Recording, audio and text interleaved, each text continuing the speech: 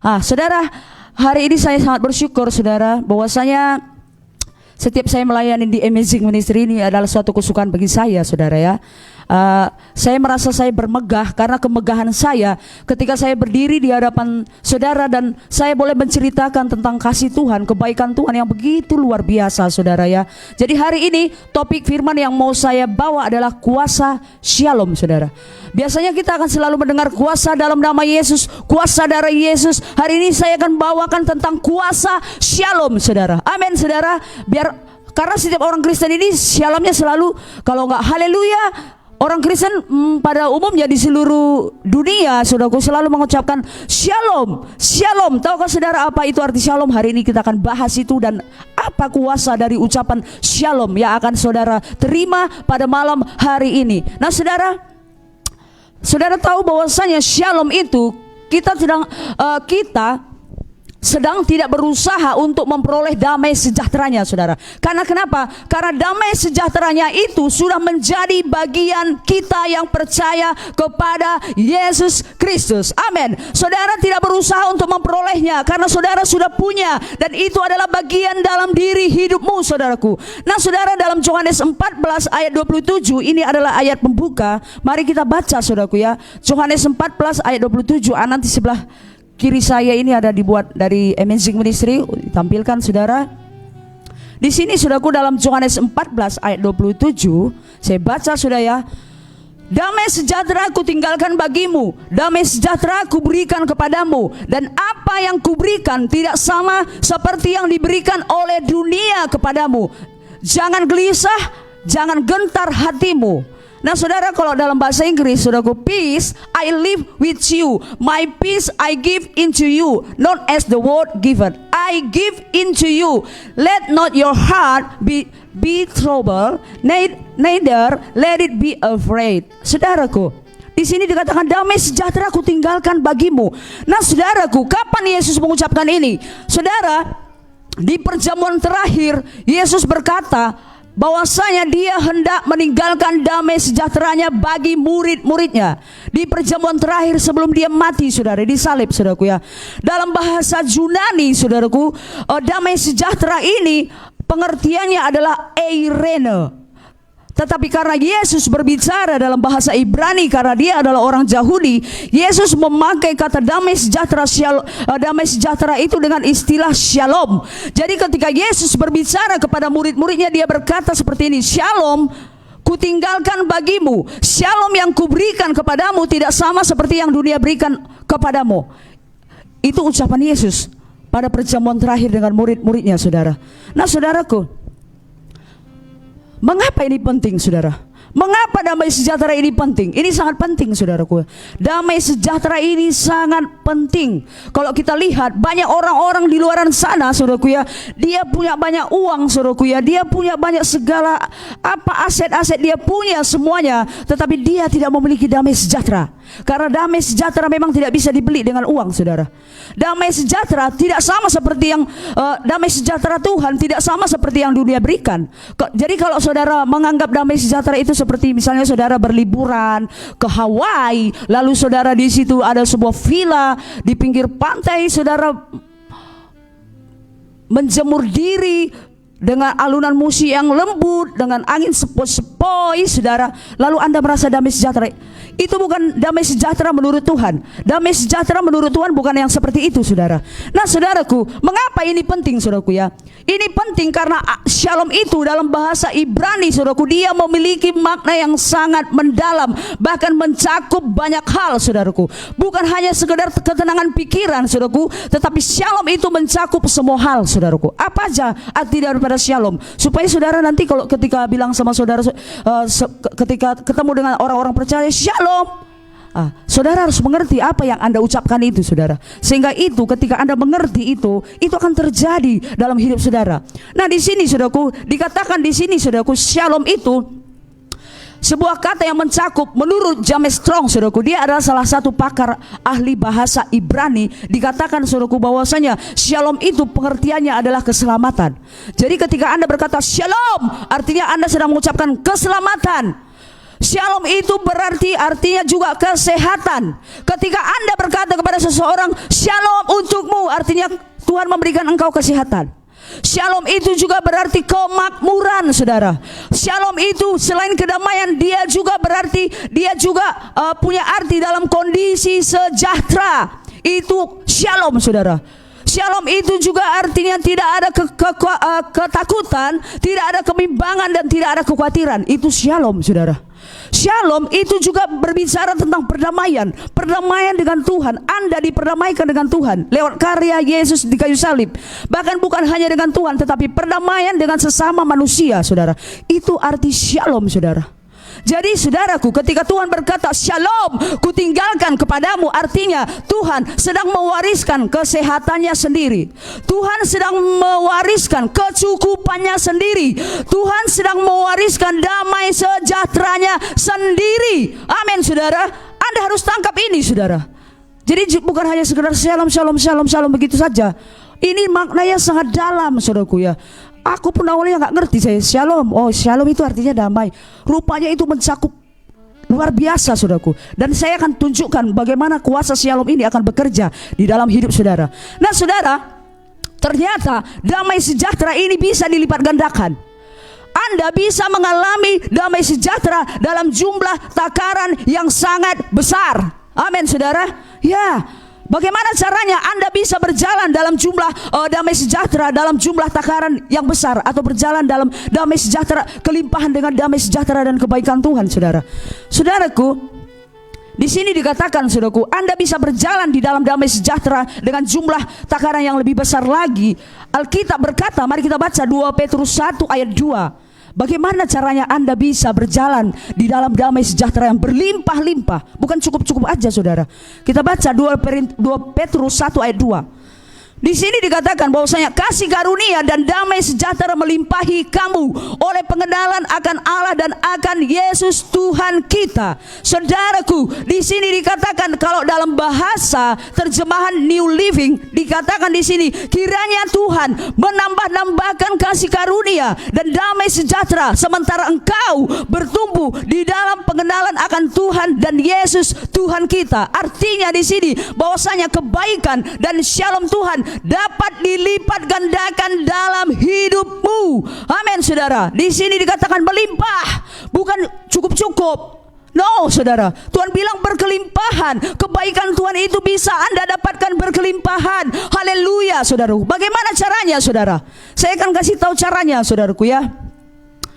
Oke, caranya dikatakan di sini. Di sini dikatakan kebaikan dan shalom Tuhan dapat dilipat gandakan dalam hidup kita. Namun, saudaraku, shalomnya yang dilipat gandakan di dalam hidup saudara itu bukan karena Anda berbuat banyak. Jangan Anda pikir, oh, aku harus berbuat banyak ini, menginjil dulu aku dari pagi sampai malam supaya damai sejahtera ini penuh. Oh, aku harus berdoa setiap hari 5 jam satu hari supaya damai sejahtera Tuhan ini penuh. Oh, saudara, bukan itu salah satu cara bagaimana Anda supaya mengalami kelimpahan dari damai sejahtera. Tuhan Yesus berkata, saudaraku, bahwasanya Anda dapat memperoleh itu bukan karena Anda berusaha keras. Shalom Tuhan dilipat gandakan dalam hidupmu melalui apa? Dikatakan di sini melalui pengenalan akan Bapa dan Yesus Kristus. Amin, saudara. Jadi you tidak bisa mendapatkan damai sejahtera ketika kau berdoa 10 jam satu hari. Ketika engkau menjadi pendoa syafaat 24 jam non-stop, oh, supaya damai sejahtera. Ketika engkau menginjili jiwa-jiwa setiap hari. Ketika engkau baca firman Tuhan 50 pasal satu hari. Tidak, bukan karena apa yang kau usahakan. Satu-satunya yang engkau bisa memiliki damai sejahtera yang berkelimpahan ketika pengenalanmu akan Yesus semakin dalam. Amin, saudara. Anda harus mengenal Yesus. Amin. Kita harus bertumbuh di dalam Yesus. Kekristenan ini bukan begitu-begitu saja. Oh, kalau saudara lahir, siap lahir menjadi batita, menjadi anak-anak, remaja sekolah, kuliah, bekerja, menikah, punya pekerjaan, punya rumah, menikah, punya anak, menikah, liburan, saudara. Siap itu bekerja, siap itu pensiun, siap itu mati karena penyakit. Kalau begitu siklus hidup saudara, artinya Anda tidak tahu tujuan hidupmu, saudara. Saudaraku, hari ini saudaraku, miliki itu saudaraku, pengenalan akan Yesus Kristus. Yesus itu perlu dikenal saudaraku, dan itu perlu kita pelajari. Bagaimana Anda bisa mengenal Yesus saudaraku? Saudaraku, setiap orang dikatakan orang Kristen, apakah kau kenal Yesus? Ya, kenal saya. Siapakah Yesus itu? Dia juru selamat saya, dia Tuhan saya. Orang Kristen hanya seperti itu, dia penyelamat saya. Saudaraku, apa yang kau percayai dari Yesus? Apa yang kau kenal dari Yesus, saudaraku? Saudaraku, pengenalan akan Yesus, Anda harus tahu apa yang dia lakukan di kayu salib. Amin, saudaraku. Karyanya sempurna bagimu, saudaraku. Apa yang dia kerjakan hari ini untukmu, sehingga engkau bisa berjalan di atas segala kegagalan hidupmu. Saudaraku, Anda harus mengenal Yesus. Di firman Tuhan berkata, saudaraku, Anda bisa menemukan dari kitab Wahyu sampai dari kitab Kejadian sampai Wahyu, Anda bisa menemukan Yesus, saudara. Ya, Anda bisa melihat tipologi Yesus di Perjanjian Lama. Ketika hatimu rindu, Tuhan akan bukakan itu gambaran-gambaran Yesus. Ketika engkau melihat, ketika engkau membaca firman Tuhan, engkau akan menemukan Yesus di sana. Karena Yesus itu, karena Alkitab itu bercerita tentang Yesus, saudara. Hanya Yesus, hanya Yesus, hanya Yesus. Di hati Bapa surgawi itu hanya Yesus, hanya Yesus. Jadi ketika Anda bilang, lalap Yesus, Yesus, oh, Anda sedang mengatakan bahwasanya dia adalah roti yang tidak berguna bagi Anda. Aku mau yang lain lah, tips yang lain supaya sukses, supaya diberkati, berkat 3 berganda, 10 berganda. Aku mau yang seperti itulah. Jangan lalap Yesus, Yesus. Yesus itulah sumber berkat, saudara. Amin. Haleluya, saudaraku. Mulailah Anda mendengarkan khotbah tentang Yesus, Yesus, Yesus, karena hanya Yesus keindahan itu, saudara. Yesuslah segalanya, saudara. Yesus itu adalah segalanya bagi kita dan bagi saudara dan saya. Amin, saudara. Kita lanjut, saudaraku ya. Anda harus bertumbuh di dalam pengenalan akan Yesus Kristus, saudara. Saudaraku, semakin Anda mengenal Yesus, saudaraku, semakin besar kemungkinan Anda mengalami damai sejahtera daripada Tuhan. Ketika kau tahu apa yang dilakukan Yesus, engkau mengenal Dia dengan segala kepenuhan namanya, saudaraku. Engkau tahu apa yang dia kerjakan di dalam hidupmu, apa yang terus pekerjaan yang nyata dalam hidupmu, saudara. Maka Anda akan mendapatkan, saudaraku, Anda akan merasakan kelimpahan daripada damai sejahtera yang luar biasa di dalam hidup saudara. Amin, saudara. Karena apa dikatakan di sini? Karena Yesus itu adalah Raja Shalom, saudaraku. Yesaya 9 ayat 5 mengatakan, saudaraku, sebab seorang anak telah lahir untuk kita, seorang putra telah diberikan untuk kita. Lambang pemerintahannya ada di atas bahunya, dan namanya disebutkan adalah Penasehat yang ajaib, Allah yang perkasa, Bapa yang kekal, dan Raja Damai. Lihat ini, saudaraku. Ada nama Yesus disebut di sini Raja Damai.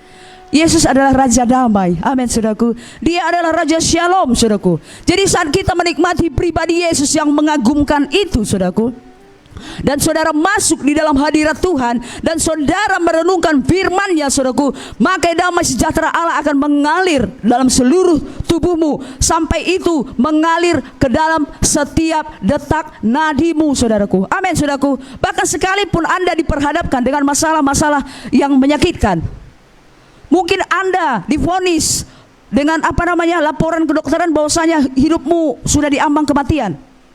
Saudaraku, beberapa minggu yang lalu, saudaraku ya, saya melayani seorang yang sakit kanker pankreas, saudara. Dokter bilang, saudaraku, karena dia komplikasi, sebenarnya kankernya ini nggak bisa diangkat. Karena penyakitnya komplikasi, kalau itu diangkat 40% dia akan mati. Saudaraku, apa yang terjadi? Dia ketakutan, saudaraku. Dia ketakutan. Ketika saya memberitakan tentang kasih karunia Tuhan Yesus Kristus dan berbicara tentang damai sejahtera ini, dia mulai lega. Ada suatu pengharapan. Dia menangis. Saya ingin hidup. Saya ingin hidup untuk anak saya, karena anak saya masih kecil, dia katakan. Saya bilang, katakan itu sama Tuhan, karena itu adalah warisan Tuhan diberikan sama ibu. Tuhan memberikan engkau kesehatan. Waktu Yesus disalibkan 39 kali dia dicambuk, Yesus tidak menyisakan satu pun penyakit. Selesai dia buat. Yesus gak bilang, oh kita sisakan dulu satu penyakit kanker ini ya. Kanker ini kayaknya gak bisa ditebus. Oleh karena itu kusisakan. Yesus nggak bilang gitu. Tidak ada pun satu penyakit yang disisakan oleh Yesus Kristus. Ketika dia mati di kayu salib, 1 Petrus 2 ayat 24, oleh bilurnya engkau disembuhkan. Amin saudara. Terima itu saudara. Saya katakan sama ibu itu, dia menangis saudaraku. Dia merangkul saya, seolah-olah saya yang bisa memberikan kesembuhan. Saya bilang, saya tidak bisa melakukan apa-apa, hanya Tuhan, ya kan saudara. Dan dia perlu damai sejahtera karena ketakutan dia, saudara. Shalom Tuhan itu tidak memberikan ketakutan, saudaraku. Ketika Anda di ambang kematian pun, ketika shalom Tuhan mengalir dalam hidupmu, engkau tidak takut. Engkau akan damai sejahtera. Amin saudaraku. Saudaraku, ini sangat luar biasa tentang damai sejahtera ini saudaraku ya. Jadi ketika Anda menikmati pribadi Yesus, menikmati dia di dalam hadiratnya saudaraku, dan Anda menyimpan, merenungkan firman-Nya, menghagahkan firman-Nya, mengatakan firman-Nya, mempercayai firman-Nya, maka damai sejahtera itu akan mengalir saudaraku, akan mengalir ke dalam seluruh tubuhmu, bahkan setiap detak nadimu masuk dia ke nadimu itu, masuk dia. Iya kan? Pernah saudara merasakan damai di tengah badai yang mengerikan saudaraku ya? Saya pernah merasakan itu. Ya saya bilang saya nggak sempurna. Kadang saya takut juga ya kan. Nggak saya bilang saya super power. Firman Tuhan ini juga terutama untuk diri saya saudaraku ya. Saudaraku, saya bilang tadi awalnya bahwa saya damai sejahtera itu bagian dari dirimu. Karena itu warisan Tuhan. Kenapa saudaraku? Ketika kita berdamai dengan Bapa melalui pencurahan darah Yesus yang sangat berharga itu, otomatis damai sejahtera itu telah diberikan Tuhan bagimu saudaraku.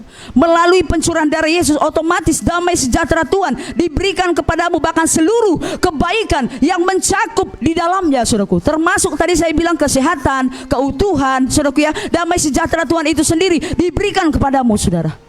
Itu diberikan saudaraku. Jadi pertanyaannya sekarang saudaraku, yang seharusnya diajukan saudaraku, apakah aku memiliki damai sejahtera? Bukan itu pertanyaan sekarang saudaraku. Ketika Anda berkata, oh apakah aku memiliki damai sejahtera ya di dalam diriku? Bukan saudaraku. Karena damai sejahtera itu sudah bagian dari diri kita saudaraku ya. Jadi pertanyaan yang sesungguhnya yang perlu diajukan adalah, mengapa kita tidak mengalami damai sejahtera yang lebih besar lagi? Iya kan saudaraku? Ya sebagai orang Kristen ya hidup begitu-begitu saja. Oh damai hatiku. Saudaraku, kenapa Anda tidak bisa berjalan dan saya tidak bisa berjalan di dalam damai sejahtera yang lebih besar lagi saudaraku? Kenapa itu bisa terjadi? Kita kembali ke ayat yang awal saudaraku, Yohanes 14 ayat 27. Nanti di sini kita akan menemukan jawabannya. Dikatakan di situ saudaraku ya, damai sejahtera yang ditinggalkan oleh Yesus, itu damai sejahtera yang kuberikan kepadamu tidak sama seperti yang diberikan oleh dunia kepadamu. Oleh karena itu, jangan gelisah dan jangan gentar hatimu. Ini mau saya garis bawahi saudaraku ya. Jangan gentar dan jangan gelisah hatimu. Saudaraku, perhatikan ayat ini. Jangan gelisah dan gentar hatimu. Ini adalah perintah Tuhan. Ketika Tuhan bilang jangan gentar, jangan takut, jangan gelisah, ini adalah perintah Tuhan, dan bagian kita adalah menaati perintah Tuhan. Amin. Dan ini adalah perintah kasih saudaraku ya. Semua perintah di dalam kasih karunia itu semua perintah kasih saudaraku. Yesus sangat mengasihi Anda, sehingga apa? Dia tidak ingin Anda gelisah. Dia tidak ingin Anda risau, cemas, khawatir dengan hidupmu. Burung-burung aja dia pelihara saudara. Burung dia gak menabur, gak menuai, dikasih Bapa makan. Gak ada kelaparan burung saudaraku ya. Saya nggak pernah lihat burung jatuh karena kelaparan. Paling dia jatuh saya lihat di depan rumah saya karena ditabraknya saudaraku, dinding, jatuh dia, oyong, mati dia. Kalau kelaparan enggak saudaraku ya, ya kan? Di rumah saya sering datang burung saudaraku ya. Karena memang saya sering buang-buang nasi gitu kan. Makan dia, itu kan mungkin digerakkan Tuhan saya membuang karena ada burung-burung yang lapar di atas tower itu. Mereka berganti-gantian terbang ambil makanan situ. Artinya dipelihara Tuhan. Bisa saja berasa ya sisa ya kan saudara. Semua diatur Tuhan.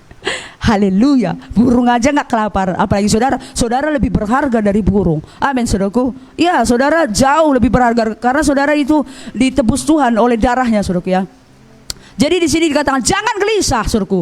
Jadi bagian kita percaya dan berjalan di dalam iman, dan jangan membiarkan hatimu gelisah saudaraku. Saudaraku, ketika Anda melakukan ini, Anda tidak mau hatimu gelisah, maka shalom Tuhan, damai sejahtera Tuhan itu akan mengalir dengan jumlah takaran yang lebih besar lagi. Ah, kau ngomong aja kau Ibu Pendeta. Macam kau nggak pernah apa? Cemas kau. Iya, saya pun mencemaskan anak saya mencemaskan suami saya mengkhawatirkan hidup saya. Oh, apalagi misalnya jualan saya yang sepi, saudara ya. Saya kan jual plastik di pasar. Apakah saya nggak mencemaskan? Ku cemaskan. Kenapa ya? Sepi kali ya. Gimana ini ya? Apakah karena corona ini ya? Namanya dipajak-pajak ya, saudara. Apakah saya tidak mencemaskan? Saya cemaskan itu, saudara.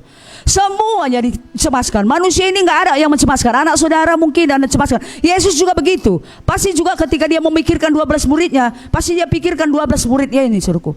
Tetapi yang mau saya katakan di sini, saudaraku, ambil bagian kita, percayalah saudaraku kepada Tuhan, dan berjalanlah di dalam kebenaran firman Tuhan, saudaraku. Berjalan di dalam iman, dan jangan membiarkan hatimu gelisah dan gentar, saudaraku. Ketika Anda melakukan ini, maka itu damai sejahtera akan mengalir, saudaraku. Ya, hanya itu kuncinya. Simple, saudaraku ya. Iya, saya belajar, saya bilang, Tuhan, buat hatiku nggak takut. Iya kan? Tiba nanti apapun nggak takut aku di dunia ini. Tiba-tiba ada gelombang masalah. Gimana nih ya? Minta lagi Roh Kudus menolong saudara, sampai saudaraku itu rema di hatimu, saudaraku.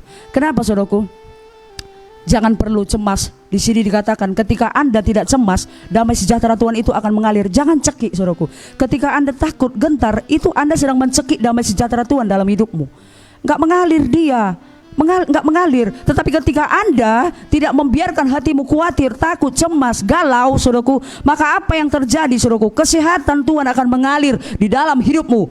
Damai sejahtera Tuhan akan mengalir di dalam hidupmu. Kecukupan Tuhan akan mengalir di dalam hidupmu. Karena apa? Damai sejahtera itu mengalir melimpah, saudaraku. Kan saya sudah katakan tadi, damai sejahtera itu berbicara kemakmuran, kesehatan, saudaraku, perlindungan, saudaraku, kondisi sejahtera itu akan mengalir. Tetapi ketika Anda takut, itu dicekek dia, saudaraku. Jangan mau cekek damai sejahtera Tuhan yang akan diberikan kepadamu. Saudaraku, hati itu adalah pintu, saudaraku. Amin. Mengapa kita harus menjaga hati kita supaya tidak gelisah, saudaraku? Saudaraku, hati ini adalah pintu masuk roh kita. Segenap shalom yang ada di dalam rohmu tidak akan ada gunanya ketika engkau takut. Ya, mau luar biasa pun, mau membangkitkan orang mati pun, pelayananmu, saudara, ketika engkau takut, segenap shalom di dalam dirimu ini nggak ada gunanya, saudara. Ketika engkau takut, iya kan, saudara? Itulah mengerikannya soal ketakutan ini. Karena ketika Anda takut, khawatir, artinya Anda tidak percaya dengan Tuhan. Iya. Takut. Tuhan bilang jangan takut. Udah 365 kali Tuhan bilang. Artinya satu hari Tuhan bilang jangan takut. Lalap takut. Ya kan? Aduh, takut kali aku Tuhan dengan kondisi apa ini ya. Ya kan? Takut kali aku mati. Kenapa rupanya mati, saudaraku? Mati itu hal yang indah. Bagi orang percaya kematian, mati itu keuntungan, saudaraku. Langsung bertemu dengan Bapa di Firdaus. Apa yang Anda takutkan? Saudara, saya tidak takut mati. Mau besok saya mati, silakan. Oh, langsung ke Firdaus ya, saudara. Gak ada ketakutan di hati kita. Karena ketika kau mati, kau hidup, kata Tuhan. Itu janji Tuhan, saudara. Apa yang kau takutkan dalam hidupmu? Hah? Tuhan tidak akan membiarkan dirimu kelaparan. Saya hanya pernah kelaparan 3 hari. Saya itu dikasih Tuhan, saya makan. Saya sering kelaparan dulu, saudara. Ya. Tapi gak pernah saya sampai mau mati kelaparan. 3 hari pernah saya gak makan. Langsung dikirim Tuhan orang, saudaraku. Artinya ketika saya tidak sanggup lagi, Tuhan langsung turun tangan, saudaraku. Iya, saudaraku ya. Jadi jangan takut. Hidupku, saya udah melayani Tuhan sekitar 20. Usia saya 42, saudaraku ya. Jadi kira-kira bisa Anda bayangkan, saya itu usia 15 tahun bertemu dengan Yesus, pengenalan akan Yesus, lahir baru. Bisa dibayangkan, berarti sekitar 27 tahun saya sudah menyerahkan diri saya sama Tuhan. Gak pernahnya aku kelaparan ya, saudara. Maksudnya mati kelaparan, enggak. Semuanya dicukupkan Tuhan. Amin. Luar biasa Tuhan, saudara. Nah, saudara, kita lanjut lagi, saudaraku ya. Di sini dikatakan hati itu pintu masuk rohmu, saudaraku. Jadi segenap shalom yang ada di dalam roh kita tidak akan ada gunanya apabila hati kita dipenuhi oleh kekhawatiran, kerisauan dan kegelisahan. Yesus ketika dia mengadakan perumpamaan, saudaraku, dia katakan di sini, saudaraku, bahwasanya Yesus mengumpamakan perumpamaan itu seperti seorang penabur. Dikatakan bahwasanya kekhawatiran dunia ini seperti kekhawatiran dunia, dan tipu daya kekayaan dunia ini akan menjadi duri-duri di dalam duri-duri di dalam dirimu, menghimpit firman Tuhan, saudaraku. Dia akan menghimpit firman Tuhan kepada orang pendengarnya, saudaraku. Sehingga apa? Firman Tuhan itu tidak berbuah, firman Tuhan itu tidak berakar, tidak bertunas dia, saudaraku. Karena Tuhan sendiri bilang, kekhawatiran dunia yang menghimpit setiap firman yang didengarkan oleh si pendengarnya, sehingga itu tidak bertunas, sehingga itu tidak berbuah, saudaraku. Dan itu apa yang terjadi, saudaraku? Ketika itu tidak mengalir dalam hidup saudara, saudaraku, maka saudara tidak akan berbuah. Jadi jangan, saudaraku, mencekik damai sejahteramu, saudaraku, sehingga tidak dapat mengalir itu dalam hidupmu. Hati kita adalah katup tempat keluarnya damai sejahtera Tuhan. Apabila hati kita gelisah, damai sejahtera Tuhan tidak akan mengalir, saudaraku, keluar. Saya tahu, saudaraku, ini memang tidak mudah, saudaraku, ya. Aku juga merasakannya, ini tidak mudah. Tapi saya katakan kembali, saudaraku, ketika kita khawatir, tapi Tuhan akan, biarkan Tuhan yang menuntun saudara. Amin. Biarkan Tuhan yang menuntun kita, saudaraku. Dan mulailah menerima sungguh-sungguh shalom yang dia tinggalkan itu, saudaraku. Tidak peduli apakah saudara merasakan shalomnya itu atau tidak. Tapi satu hal Anda harus yakini, percayai bahwasanya untuk shalom itu dia sudah bayar lunas. Anda mau rasa atau tidak, genggam itu dalam iman, bukan karena engkau merasakannya. Amin. Ya. Mungkin kau gelisah, aduh gimana ini katanya shalom Tuhan, tapi kayak gini aku khawatir. Saudaraku, jangan merasakan dengan perasaanmu, rasakan itu dengan iman. Amin, saudaraku. Genggam itu warisan Tuhan untukmu, saudaraku. Jangan pakai perasaanmu, tapi pakailah perasaan iman itu, saudaraku. Iman itu yang bekerja di dalam dirimu, saudaraku. Nah, saudaraku, kita lanjut, saudara.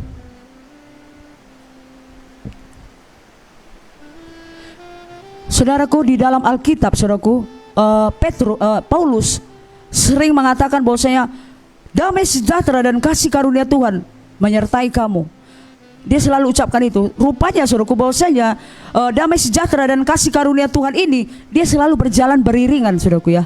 Banyak surat-surat Paulus, saudaraku, ketika Anda melihat, saudaraku, ya, saya ada catat beberapa kitab. Di sini dikatakan bahwasanya di dalam Roma 1 ayat 7, di dalam Filipi 1 ayat 2, di dalam 1 Korintus 1 ayat 3, Paulus selalu mengucapkan kasih karunia dan damai sejahtera melimpahi kamu, menyertai kamu. Saudaraku, kita membutuhkan kasih karunia. Kasih karunia itu adalah Yesus, saudaraku. Dialah sang kasih karunia itu. Sekaligus Anda memerlukan damai sejahtera. Amin, saudaraku. Tuhan berkata bahwasanya kasih karunia, anakku, aku telah memberikan kasih karunia itu kepadamu secara cuma-cuma melalui pencurahan darah Yesus di kayu salib, saudaraku. Tapi tahukah saudara, untuk mempertahankan kasih karunia Tuhan ini, Anda memerlukan damai sejahteranya. Ya. Untuk seluruh pemberian Tuhan, yang mempertahankan itu adalah damai sejahteranya. Yang melindungi saudara adalah damai sejahteranya. Yang mengatur hidupmu itu adalah damai sejahteranya. Ya, seluruh pemberian Tuhan itu akan terjaga ketika damai sejahtera itu mengalir di dalam hidupmu, saudaraku. Jadi damai sejahtera itu yang mempertahankan semua yang telah diberikan oleh Yesus kepada dirimu, saudaraku. Saudaraku, musuh ini sedang berjalan keliling seperti singa yang mengaum-ngaum, ya kan, saudaraku. Dalam 1 Petrus 5 ayat 8, musuhmu seperti singa-singa yang mengaum-ngaum. Dia berjalan untuk mencari siapa yang bisa dia telan, saudaraku, ya. Artinya berarti ada yang bisa ditelan, ada yang tidak bisa ditelan, saudaraku. Jadi bagaimana caranya supaya Anda dan saya tidak ditelan Tuhan, saudaraku? Jangan mengizinkan, kembali lagi saya katakan, jangan mengizinkan hatimu khawatir. Jangan takut, saudaraku. Jangan cemas dengan hidup masa depanmu. Jangan cemas, saudaraku. Jangan biarkan itu. Ketika Anda tidak membiarkan hatimu ketakutan, saudaraku, cemas, saudaraku, jangankan menelan, menyentuh saja musuh nggak bisa. Ya, Anda tidak bisa disentuh. Ah, ini ngeri nih anak Tuhan satu ini, ya. Gak ada rasa takutnya. Percaya dia apa yang dijanjikan Tuhan. Bingung setannya, saudaraku. Dia nggak bisa telan saudara. Jangankan telan dia, di jamahnya pun saudara nggak bisa. Karena Anda percaya, aku percaya Tuhan, nggak ada takutnya aku. Setiap firman Tuhan Anda percayai, saudaraku, itu jadi dalam hidup saudara, maka itu akan terjadi. Jadi bagaimana caranya, saudaraku, menjaga supaya hati kita tidak terjadi masalah, saudaraku? Saudaraku, di sini saya katakan, saudaraku, bagaimana caranya supaya hati saudara tidak terjadi masalah, saudaraku? Mungkin saja ingin Anda memiliki damai sejahtera, saudaraku, tapi Anda tidak tahu caranya. Karena apa? Banyak tumpukan utang, ya kan? Kredit-kredit yang perlu dibayar, kontrak rumah yang mau dekat, ya kan, saudaraku? Masalah-masalah dalam rumah tangga, masalah anak, perekonomian yang pas-pasan. Iya kan saudara? Aduh, bagaimana aku bisa memiliki damai sejahtera kalau kayak gini ya hidupku? Masalah terus datang bertubi-tubi dan itu menghancurkan saya. Bagaimana saya bisa memiliki damai sejahtera itu? Ibu pendeta, coba dulu kasih tipsnya. Mungkin Anda bertanya seperti itu. Izinkan saudaraku, izinkan saya membagikan cara praktis untuk menjaga hati Anda dan menerapkan shalomnya di dalam dirimu saudaraku. Saya akan ceritakan satu kisah saudaraku ya. Ini kisahnya di firman Tuhan saudaraku ya. Dalam 2 Raja-Raja 4 ayat 23 saudaraku. Di sini dikatakan ada suatu kisah perempuan Sunem saudaraku ya. Anda harus tangkap ini ya saudaraku. Bagaimana caranya supaya Anda memiliki damai sejahtera di tengah-tengah tumpukan masalah yang bertubi-tubi saudara, yang datang menghadang saudara. Perempuan Sunem ini saudaraku di sebuah kota. Elisa sering datang ke kota itu. Beberapa kali dia singgah ke rumah perempuan Sunem ini. Lalu dia katakan kepada suaminya, suaminya udah tua ya saudara. Dia bilang, suamiku, aku tahu dia adalah abdi Allah. Bagaimana kalau kita membangun satu ruang di atas untuk dia, kita buat dari bahan batu, lalu kita bikin tempat tidurnya, kita bikin mejanya, kendinya, tempat minumannya. Bagaimana kita, suamiku? Suaminya bilang, baiklah yang kau bikin itu. Akhirnya dibangun saudaraku. Akhirnya suatu saat Elisa datang berkunjung, lalu dia langsung naik ke atas. Dia panggil Gehazi, pelayannya. Coba dulu tanya perempuan itu. Dia sudah bersusah-susah untuk kita ya. Apa yang bisa kita lakukan untuk dia? Coba tanya dia loh. Akhirnya Gehazi menanya perempuan Sunem ini saudaraku. Dia tanya saudaraku ya. Apa? Ditanya Elisa. Tuanku, dia tidak memiliki keturunan dan suaminya sudah tua. Elisa bilang, panggil dia. Dipanggil perempuan itu pas di depan pintu. Elisa mengatakan, pada waktu seperti ini juga tahun depan engkau akan memiliki seorang anak laki-laki. Apa yang dikatakan Elisa itu terjadi. Beberapa waktu kemudian dia punya anak saudaraku. Beberapa waktu kemudian anak itu bertumbuh menjadi besar. Apa yang terjadi saudaraku? Anak itu bertumbuh besar. Suatu kali saudaraku, anak itu mengalami rasa sakit kepala yang sangat sakit. Dia menjerit-jerit saudaraku. Lalu ayahnya mengatakan antarkan dia ke ibunya. Lalu pelayannya mengantar dia ke ibunya. Dia tidur di pangkuan ibunya sampai tengah hari. Akhirnya anak itu mati saudaraku. Mati. Apa yang dilakukan oleh perempuan Sunem ini saudaraku? Dia pergi, dia angkat anak itu, dia bawa ke atas saudaraku. Dia bawa ke atas ke kamar Elisa. Dia tidurkan di tempat tidur Elisa. Lalu dia tutup, dia kunci, dia tutup pintu itu, dia turun ke bawah. Dia bertanya kepada suaminya. Dia bilang sama suaminya, suamiku, sediakan satu saya keledai. Aku mau naik mempelanainya. Aku mau naik keledai. Aku mau mencari abdi Allah itu. Suaminya berkata, ini untuk apa kau cari abdi Allah itu? Ini bulan baru. Ini belum bulan baru. Ini bukan hari Sabat.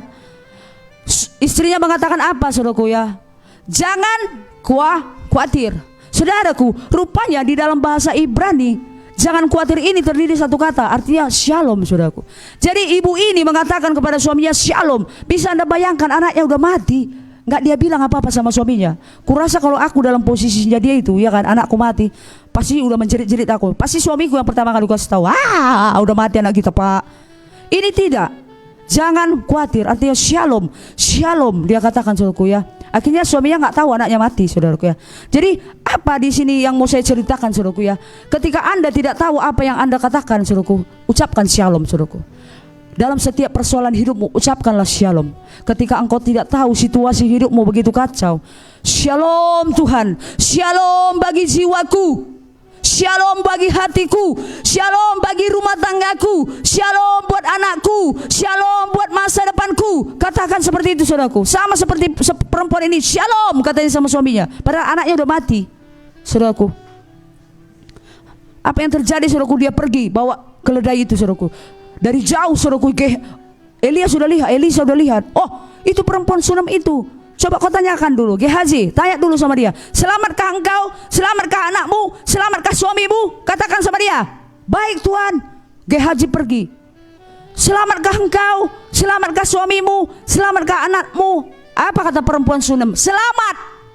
Selamat katanya. Padahal anaknya sudah mati saudaraku. Bisa Anda bayangkan betapa perihnya hati seorang ibu. Saya seorang ibu saudaraku. Ketika anak saya terluka, rasanya sakit di sini. Jangankan terluka, siapapun yang memarahi dia kecuali saya ya, bapaknya pun yang memarahi dia, saya marah. Jangan kau marahi dia, anakku itu ya. Padahal dia sebenarnya anaknya juga kan. Hanya saya yang berhak bisa memarahi dia. Orang lain tersinggung saya. Ketika orang lain saya lihat kasar sama anak saya, ada di hati saya, gitu saudara. Apalagi ini udah mati saudaraku. Hatinya pasti perih. Tapi ketika dikatakan selamat ke anakmu, selamat dia bilang saudara. Bisa Anda bayangkan bagaimana dia bisa menguasai hatinya di tengah badai yang sangat kencang kalau Tuhan tidak memberikan damai sejahtera di dalam hati perempuan Sunem itu saudara. Haleluya saudaraku. Sehingga apa dikatakan? Ketika dia sampai ke tempat Nabi itu, dia juga tidak berkata apa-apa kepada Elisa, dia hanya menangis. Hati yang sangat pedih. Di dalam 2 Raja-Raja 4 ayat 23 dikatakan hati yang sangat pedih saudaraku. Sampai Elisa menerka, oh berarti ada sesuatu, anaknya mati. Singkat cerita Elisa bilang, ayo bawa saya ke rumahmu. Akhirnya saudaraku anaknya itu diduakan dan anaknya hidup. Perhatikan apa yang mau saya ceritakan di sini saudaraku ya. Di sini dikatakan saudaraku ya, perempuan Sunem itu saudaraku, dia menjaga mulutnya saudaraku. Bagaimana caranya supaya Anda memiliki damai sejahtera di dalam hidupmu saudaraku ya? Saudaraku, bagaimana caranya saudaraku? Perempuan itu saudaraku, hatinya sangat pedih ya saudaraku ya, namun tetap saja dia mengucapkan shalom atas masalahnya. Saudaraku, bagaimana caranya melepaskan shalom dalam hidupmu?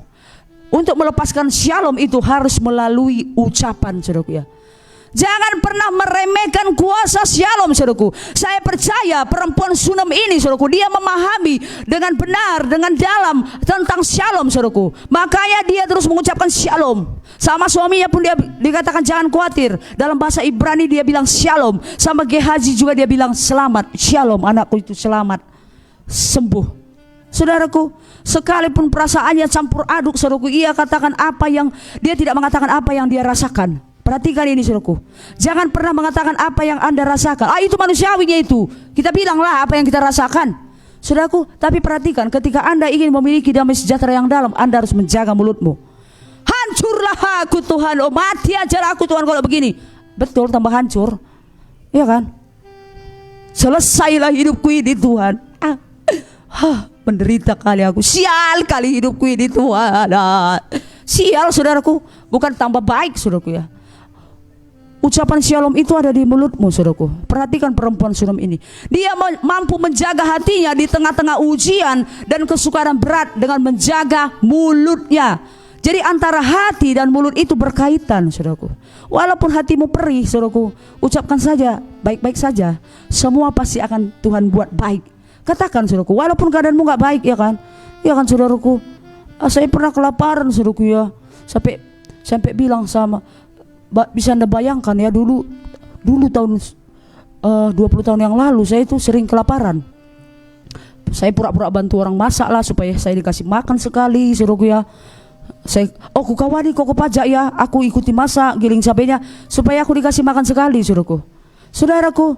Tapi saya di situ menjaga hati saya. Aku percaya Tuhan, Engkau mencukupi segala kebutuhanku. Tidak akan pernah saya mati kelaparan. Engkau akan memberikan saya makan. Saya katakan sama Tuhan saudaraku. Jadi jaga mulut saudara itu. Amin saudaraku. Dia mampu menjaga. Lukas 6 ayat 45. Apa yang diucapkan oleh mulutmu itu meluap dari hati saudaraku. Itu dari hati saudara. Apa itu? Makanya perlu dijaga. Jadi salah satu cara untuk menjaga hati adalah dengan menjaga mulutmu dan mengubah kata-kata yang perlu kau ucapkan. Kalau Anda merasa sakit kanker, sudah menyerang, dokter bilang umurmu tinggal 6 bulan lagi. Ketika orang bertanya, "Cemana laporan medis?" Oh, semuanya baik-baik saja. Shalom Tuhan mengalir dalam hidupku. Aku pasti sehat. Aku pasti panjang umur. Ucapkan seperti itu. Jangan, iya, saya sudah diprediksi dokter. Hidupku ini hanya 6 bulan lagi. Nikmatilah apa yang perlu kau nikmati katanya. Makanya aku harus menikmati apa yang perlu. Apa saudara ya? Itu akan memilukan hati saudara. Itu akan membuat sel-sel dalam diri saudara yang tadinya hidup pun jadi mati, layu dia. Tapi ketika Anda bersemangat saudaraku ya, itu terserah Tuhan. Ketika Anda semangat saudaraku, itu akan menolong saudara. Itu akan menguatkan saudara. Amin saudaraku. Jadi apapun situasimu saudaraku dalam hidupmu, ucapkan shalom. Ketika segala sesuatu dalam hidupmu tidak berjalan dengan baik saudara, ucapkan shalom. Putus cinta, oh shalom Tuhan, Engkau akan memberikan jodoh yang baik. Ya kan? Umurku udah segini Tuhan, 45 tahun, tapi lalap enggak ada jodohku. Shalom untuk masa depanku. Shalom untuk situasiku yang masih jomblo sampai hari ini Tuhan. Shalom Tuhan. memenuhkan hatiku. Ucapkan saudaraku. Ketika rasa takut gelisah memenuhi hatimu, ucapkan shalom. Iya kan saudaraku. Saya pernah naik pesawat, udah saya bilang saudaraku, pesawat itu hampir mau jatuh saudaraku ya. Saya ketakutan sekali. Saya bernyanyi sama Tuhan. Ku yakin kau hadir di sini Tuhan. Saya bernyanyi dan damai sejahtera Tuhan memenuhkan hati saya. Ucapkan shalom ketika engkau mengalami situasi yang tidak menyenangkan saudaraku. Berdoalah di dalam roh saudaraku, bawa seluruh permohonan Anda saudaraku di depan Tuhan. Izinkan damai sejahteranya menjaga hatimu saudaraku. Tetaplah berpegang pada janji-janji Tuhan. Tetap berpegang pada janji Tuhan dan simpan itu di dalam hatimu saudaraku. Dan Anda tetap berada dalam shalom Tuhan. Frekuensi Roh Kudus itu shalomnya. Maka Anda akan melihat saudaraku apa yang terjadi. Bersiaplah Anda menerima mukjizat Tuhan. Amin. Jadi ketika Anda mempercayai janji Tuhan, Anda menyimpannya di dalam hatimu, Anda mengucapkannya, dan Anda berada di dalam shalomnya Tuhan saudaraku. Apa yang terjadi saudaraku? Maka apa yang terjadi, perkara-perkara baik akan terjadi di dalam hidupmu. Ketika engkau memegang janji Tuhan, engkau menyimpan di dalam hatimu, engkau mengucapkannya saudaraku, maka apa yang terjadi saudaraku? Maka seluruh mimpi-mimpi saudara yang sudah terkubur akan dibangkitkan kembali. Sel-sel yang mati dalam tubuhmu akan dihidupkan kembali saudaraku. Ketika apa saudaraku? Ketika engkau mempercayai janji Tuhan, engkau simpan di dalam hatimu, engkau ucapkan, dan engkau ada di dalam damai sejahtera Tuhan, maka perkara yang baik, hubungan yang tidak baik pun semua bisa dipulihkan Tuhan. Amin saudaraku. Kenapa? Ketakutan inilah yang akan membungkam Anda saudaraku.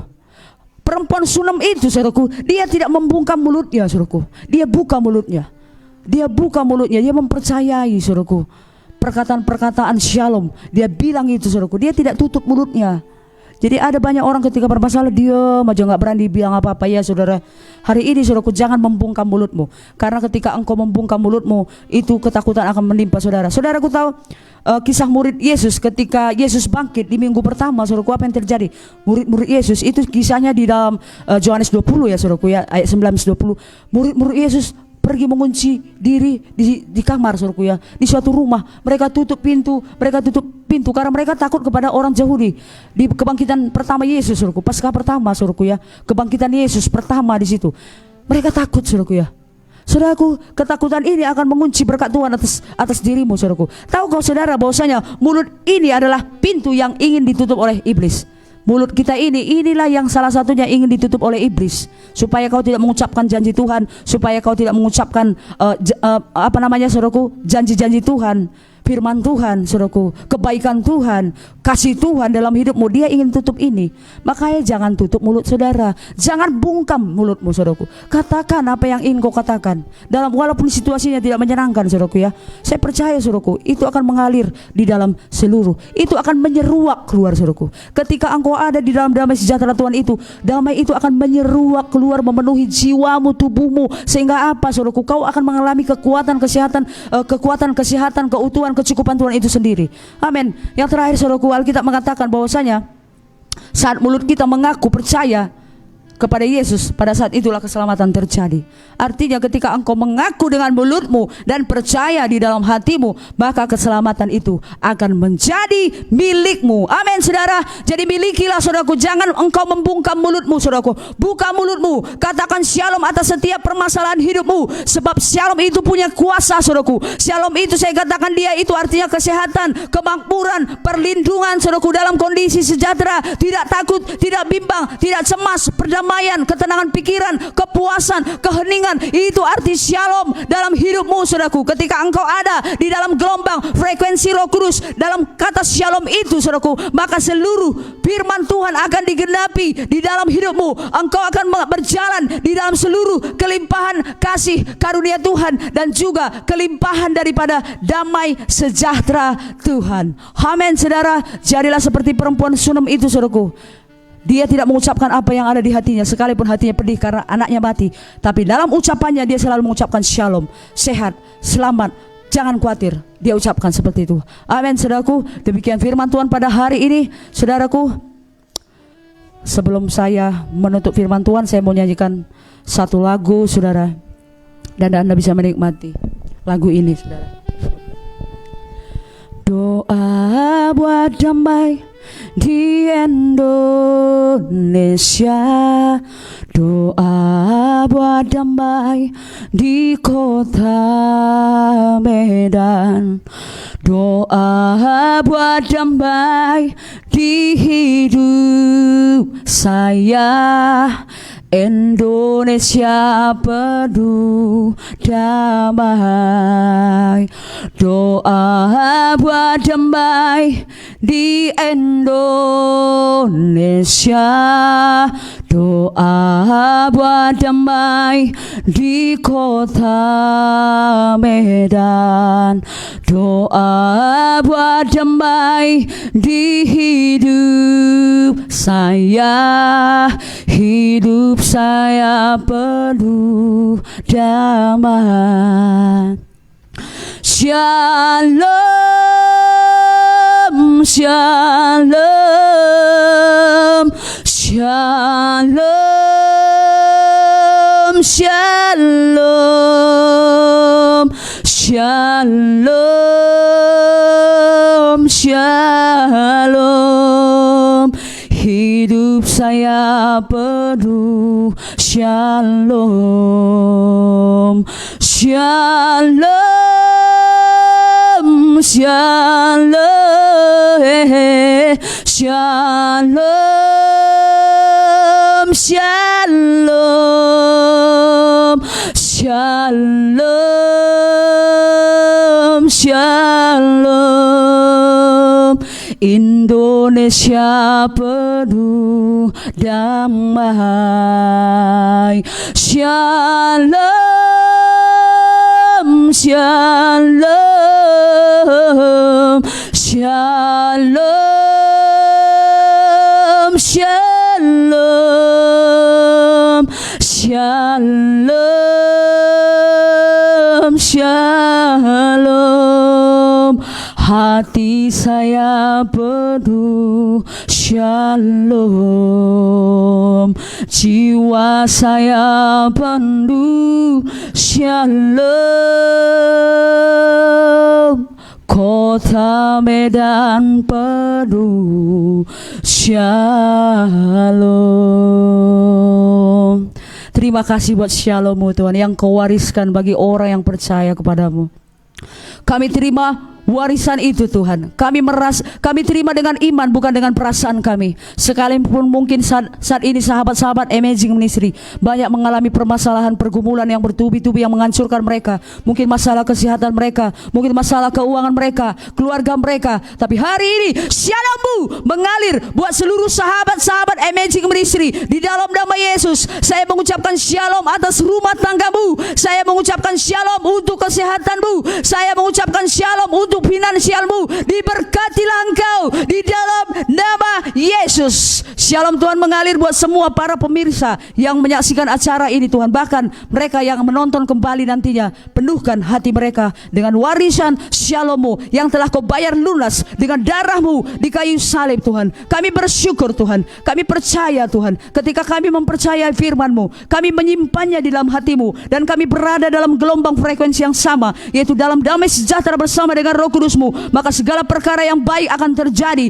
Maka seluruh mimpi-mimpi kami yang terkubur akan dibangkitkan kembali. Maka sel-sel dalam tubuh kami yang mati akan dibangkitkan di dalam nama Yesus. Bahkan seluruh hubungan-hubungan dalam keluarga akan semakin dipulihkan di dalam nama Yesus. Terima kasih Tuhan. Kami bersyukur buat kuasa shalom yang kami terima lewat firman-Mu hari ini. Kami jaga mulut kami, karena perkataan shalom itu akan terucap lewat mulut kami, dan kami mengubah cara kami berbicara Tuhan. Terpujilah nama-Mu. Di dalam nama Yesus kami bersyukur dan kami berdoa. Haleluya. Hosana bagimu di tempat maha tinggi. Amin Tuhan. Shalom sahabat-sahabat Amazing Ministry. Demikianlah acara kita pada malam hari ini saudaraku. Tuhan Yesus memberkati semua saudara, dan damai sejahtera Tuhan yang melampaui segala akal dan pemikiran, itulah yang menjamahmu, menjamah jiwamu, menjamah hatimu, menjamah rohmu, dipenuhkan berlimpah-limpah dalam nama Yesus. God bless you all.